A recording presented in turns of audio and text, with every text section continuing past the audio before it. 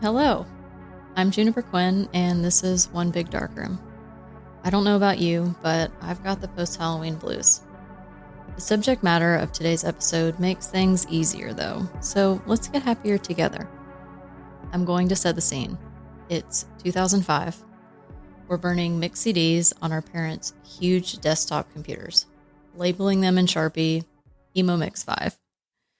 We take photos with our point-and-shoot cameras. We upload potato-quality images to PhotoBucket. MySpace is our social lifeline. We were writing code and didn't even know it.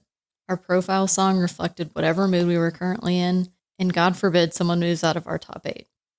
The mall is our playground. We shop in stores like Hot Topic, PacSun, and Spencer's. And we pretend not to look at that one aisle. We wore band shirts, studded belts, and a charity bracelet with a Monster energy drink in hand. There's still a Blockbuster, and you could order a DVD through Netflix. We would flip out our Razr flip phone and use T9 to text. If we had a conversation we didn't like, we could slam our phones closed. We have songs like Sugar We're Going Down by Fall Out Boy, Feel Good Inc. by The Gorillaz, and one of my personal favorites, Candy Shop by 50 Cent. The web, this new invisible world, is flooding in. 2/3 of Americans are online. The computer is always on and the information is always there.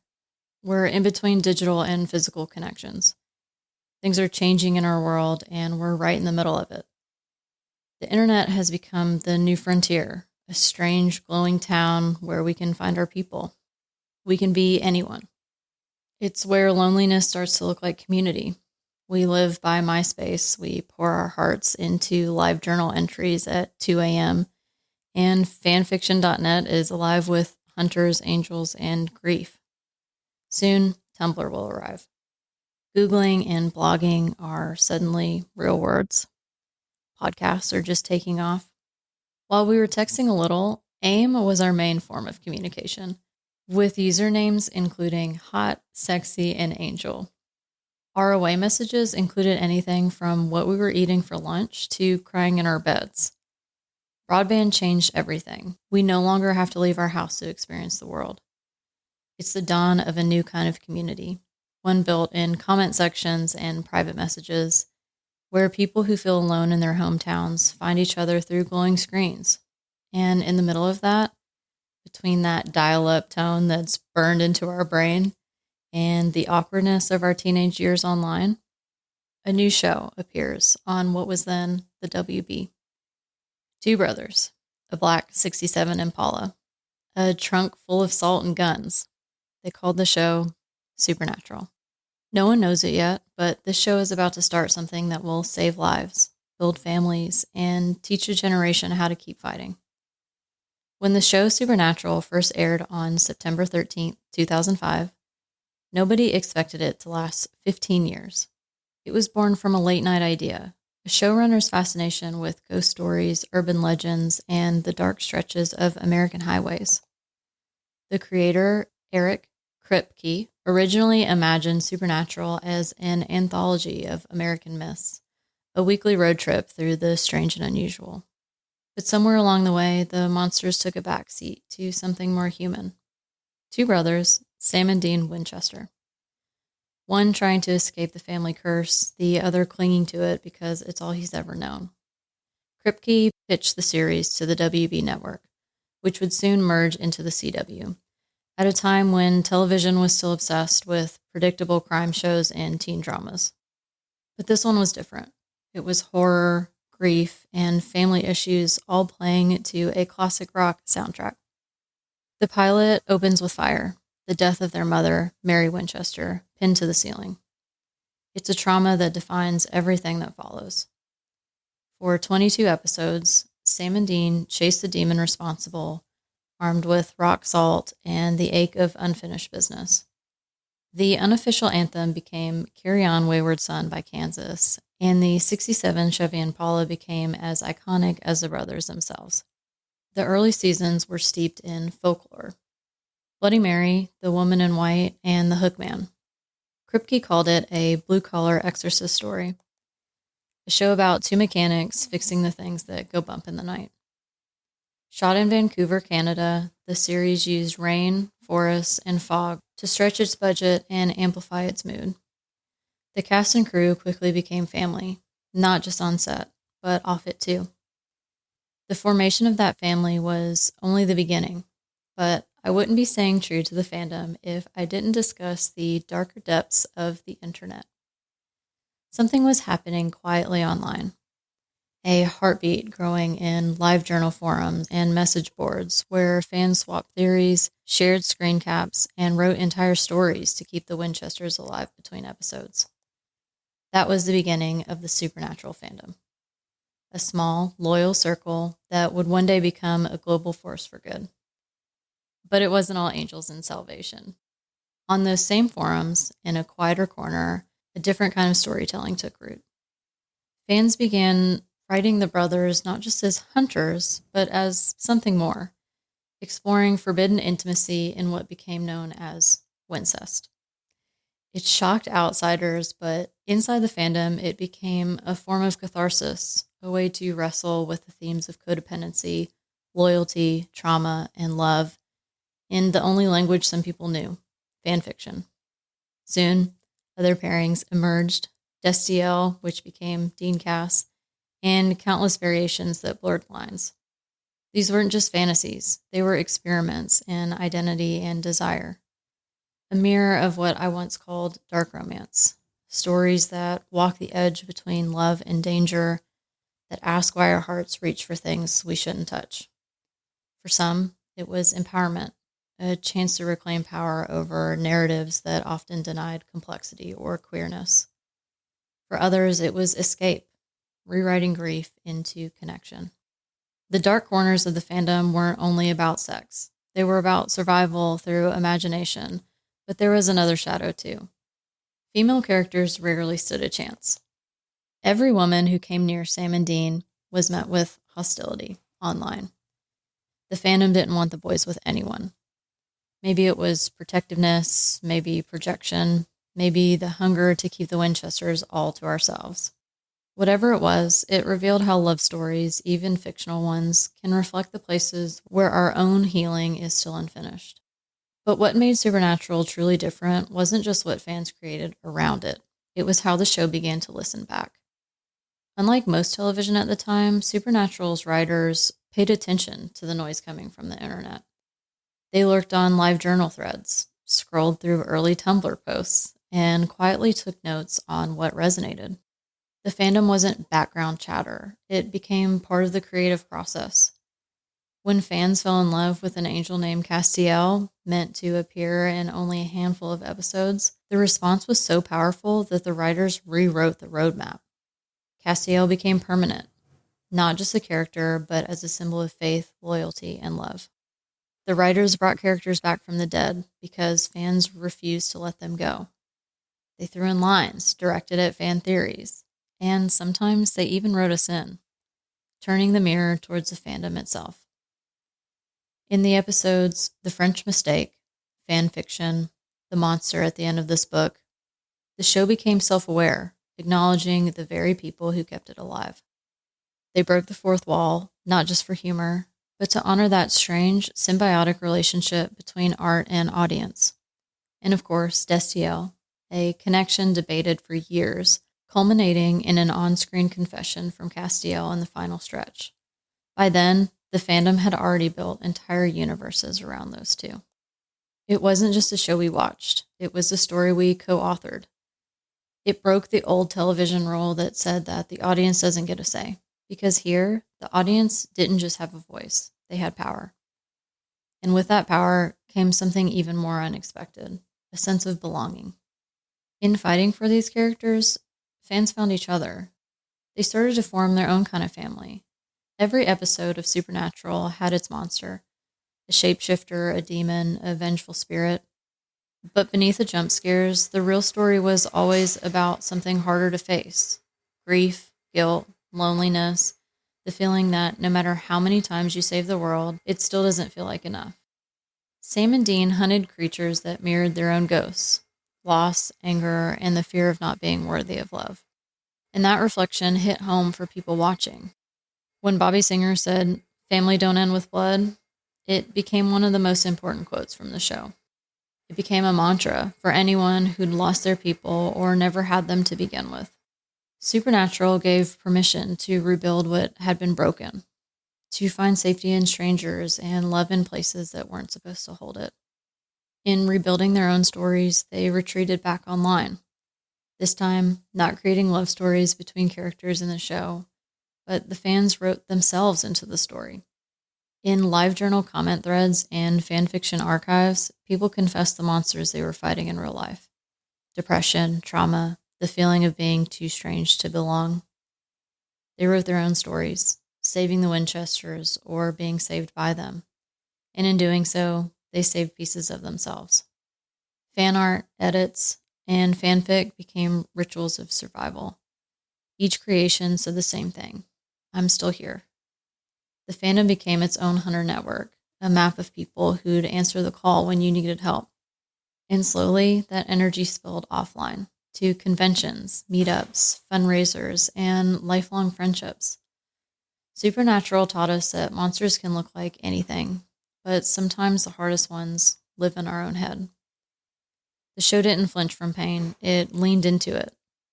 That made it sacred to people who'd been told their pain was too much. Every salt circle drawn, every exorcism spoken, every time a character clawed their way back from literal hell, it was a reminder. You can come back from anything. And when fans couldn't find the strength alone, they found it in each other. Through message boards for mental health support, charity drives, and suicide prevention fundraisers. Even before the actors joined the movement, the fans had already learned the code. You save what you can. In March 2015, Jared Padalecki, the actor who plays Sam Winchester, stepped onto a stage most actors avoid: his own mental health story. He launched a t-shirt campaign called Always Keep Fighting to support suicide prevention and mental health nonprofits, naming groups like To Write Love on Her Arms among the beneficiaries. He said plainly that the message was something he needed too. Fans answered. The first AKF run raised hundreds of thousands of dollars. Jared continued to revisit AKF over the years with new drops and charities as the movement grew. AKF did two radical things at once. It normalized the conversation, an A-list star saying, "Me too, keep going." And it gave fans a script for helping each other, an easy phrase to DM at 3 a.m., an affirmation to write on a mirror, a reason to reach out one more time. 5 years earlier, in the wake of the 2010 Haiti earthquake, Misha Collins, who plays Cassiel, organized the chaotic love of a fandom into a nonprofit, Random Acts. What started as raising relief funds snowballed into a global organization dedicated to conquering the world one random act of kindness at a time. Over the years, Random Acts channeled fan energy into concrete, long-term projects, from disaster recovery to education. A signature example was partnering with community leaders to build a free high school in Nicaragua, including on-site daycare so parents, especially women, could attend classes. They also run ongoing programs and partnerships that let fans turn compassion into action all year. Together with Misha's annual scavenger hunt, the fandom funneled memes and mayhem into measurable impact, building schools, funding refugee relief, supporting women's cooperatives, and more. The joke became a movement: do the most good in the weirdest way possible. For context, the U.S. suicide rate rose from 10.9 in 2005 to 14.2 in 2018, which dipped and reached 14.2 again in 2022. 2023 finalized at 14.1. Campaigns like AKF landed in the thick of that climb. So what drives risk? The CDC highlights interlocking factors: mental health conditions and substance use, relationship loss, social isolation, economic stress, access to lethal means, exposure to violence and adverse childhood experiences, and conversely, the protective power of connected communities, health insurance access, and healthcare access at the county level. If you or someone you love needs help, If you're in the US, call or text 988 for the Suicide and Crisis Lifeline. Back to Supernatural. How did it help? It helped by naming the darkness and showing a way through it. The words "always keep fighting" and "family don't end with blood" became more than quotes. They became anchors. For so many fans, those phrases live on mirrors, forearms, and journal covers. Short, repeatable lines that quiet harmful thoughts and point back to connection. When Jared spoke openly about depression and suicidal thoughts, he did something radical for that time. He gave people permission. Permission to talk about it. Permission to reach out. Permission to ask, "Are you okay?" A question that became part of the fandom's shared language. Heard at conventions, read in DMs, seen through fan posts and check-ins. Then a movement of action, random acts, where kindness became a form of rebellion. It turned empathy into something tangible, building schools, supporting disaster relief, and creating safe spaces where compassion can be practiced. Meanwhile, online spaces became lifelines. Mutual aid systems where fans crowdsourced rides to therapy, mailed care packages, and kept watch on those who were struggling. The CDC lists social connection as one of the strongest protections against suicide, and this fandom proved that to be true. And of course, the story itself. Watching Sam and Dean crawl back from hell gave people a template for return. Week after week, the show modeled persistence, showing that you can be scarred and still worthy of love. You can fall apart and still choose to keep going. The fandom practiced that lesson together, again and again, every time life knocked them down. From here, I'll take you into the stories that prove it. My first official creation con was Salute to Supernatural, which was in Chicago in 2007. And it was also the first Supernatural convention 1 year after the fandom-run Winchester Con. Back then, there were only a few hundred of us. This year, it was the 20th anniversary of the show, and it was on Halloween. I knew I couldn't miss it. Starting at a few hundred in 2007, this time there were thousands. 2 decades later, to see how much it's grown, how it's evolved, has been incredible. I got to watch a family form, and that first convention, the actors almost seemed like they didn't know what to do with their fans. At this one, I got the feeling that they wouldn't know what to do without us. Another thing that struck me was how the panels have changed. In 2007, the stage was male-heavy, almost no women up there at all. But this time, we had entire panels dedicated to the women of the show. It reminded me of how the fandom itself has changed. We went from hating nearly every woman who appeared on screen, protecting the boys like jealous mean girls, to celebrating the women who reshaped the story. When Charlie Bradbury arrived, a brilliant, nerdy lesbian hacker who became family, the fandom's heart started to open. Her arrival rewired the narrative, showing that strength, queerness, and tenderness could coexist. From there, love for the women of the show only grew, because seeing strong women matters, especially to a fan base that's learned so much about survival. Seeing yourself reflected on screen means your story belongs in the light too.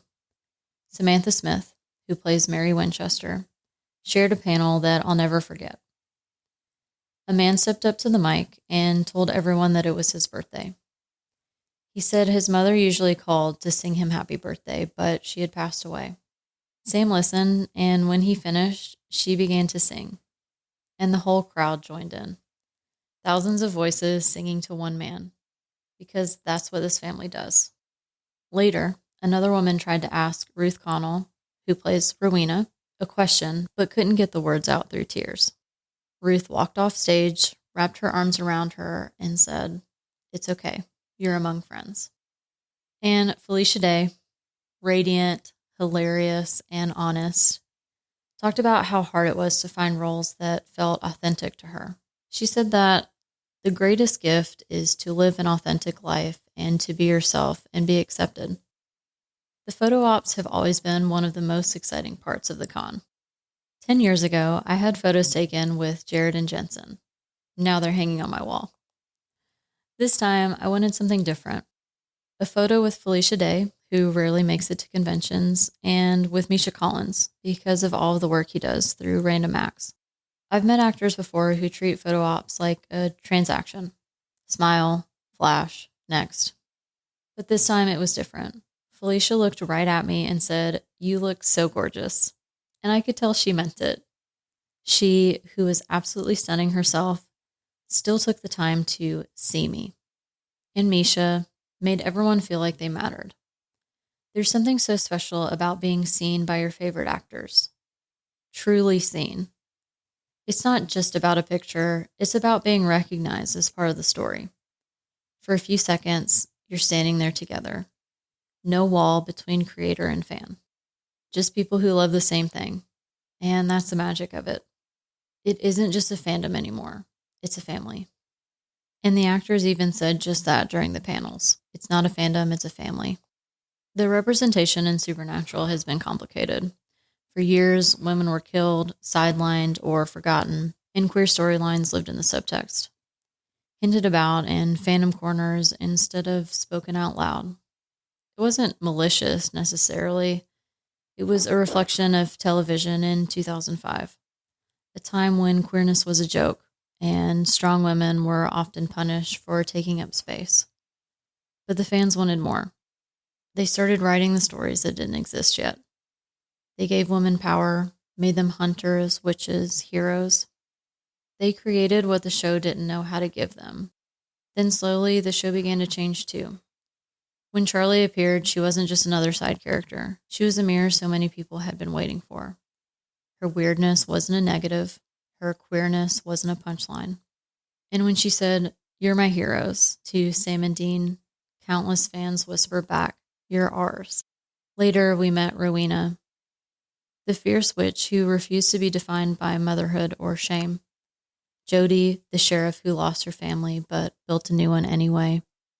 Donna, who learned she could be friendly and energetic and still be taken seriously. And finally, Mary Winchester. Reimagined not just as a ghost from the past, but as a woman reclaiming her life. Little by little, Supernatural began to mirror the diversity that already lived inside its fandom. It didn't always get it right, but the willingness to grow mattered, because representation isn't just about who's on screen. It's about who gets to feel seen. When you finally see yourself in a story, you start to wonder what else might be possible. What parts of your life could still change, and what chapters you haven't written yet. If there's one question Supernatural asks over and over again, it's this. Are we bound by fate, or do we get to choose what we become? Heaven has a plan, hell has a claim, and the Winchesters are caught in the middle, fighting for the right to carve their own road through both. Underneath the ghost stories and hunting, it's about agency. What it means to look at the life you were given and say, I don't accept this script. For anyone who's lived through trauma, that question isn't theoretical. Faith isn't always about believing in something divine. Sometimes it's about believing that you still have a choice. I've wrestled with that question my whole life. I was raised inside two traditions, two languages for God, two set stories about purpose and destiny. And somewhere in between them, I learned to live in the gray. There are days when I feel certain that everything happens for a reason, that the timing of each heartbreak, each healing is built into something larger. And then there are days when I believe we're writing the story as we go, that every small act of courage changes the ending a little. Maybe both can be true. Maybe destiny is the map and free will is how you choose to drive it. Either way, I always believe in the road and in the power of choosing to stay on it. Throughout the series, Sam and Dean are told that their lives are already written, that their pain was prophecy. But every time they rebel, they tear up destiny and start over. That defiance is sacred. Because it's the same rebellion every survivor eventually faces. That quiet moment when you decide that what happened to you doesn't get to decide who you really are. For some, that rebellion looks like therapy. For others, it's art, or leaving, or starting again. For me, it's this. One Big Darkroom. Turning the things that broke me into something that might help someone else heal. Everything good, every story, every season, every version of us eventually has to end. And sometimes the hardest part of choosing yourself is realizing that means saying goodbye. I've been watching Supernatural since the beginning, but somewhere after season 13, life got heavy. I took a break, not because I stopped caring, but because I didn't have the energy to keep fighting, even in fiction. When I decided to go to the convention this year, I knew I had to finish the story. I'd heard so much about the ending, the arguments, the grief, the love, but somehow no one had completely ruined it for me. It felt like the right time. October is my favorite month and also my busiest. Trying to fit 2 whole seasons into a few weeks felt impossible, but somehow I did it. I finished the finale right before leaving for the convention. And let's just say I knew I should have waited to do my makeup. There's a moment near the end, an exchange of words between Sam and Dean, and it absolutely wrecked me. Tears, snot, mascara, all running down my face. So much for being convention ready. But I am so glad I finished it, because watching the brothers say goodbye after 15 years, it felt like saying goodbye to a part of myself too. It made for an emotional weekend. Walking into a room of thousands of people who all understood exactly what that ending meant. Watching that finale with mascara streaked down my face, I realized the story had never really been about death at all. It was about persistence, about choosing love over and over. The final scene is aptly named Carry On, after the song, yes, but also after the message we're left with. That even when the story ends, the love, the lessons, and the fight to keep going don't. We carry them forward. We carry each other through grief, through change, through the parts of life that feel too heavy to lift alone. In the end, the monsters we face aren't what make us different. They are what make us human. And sometimes all it takes to keep going is someone else still on the road, driving through the dark beside you. The family business, saving people, hunting things. And maybe, somewhere along the way, saving ourselves too. When I think about Supernatural, I think about the moments in between the fights, the motel rooms, the quiet car rides, the small jokes after impossible days. The way they always got back in the car and kept driving, because that's what we do too. We carry on. This has been One Big Darkroom. Thank you for staying on the road with me. Until next time, carry on. And as always, stay familiar.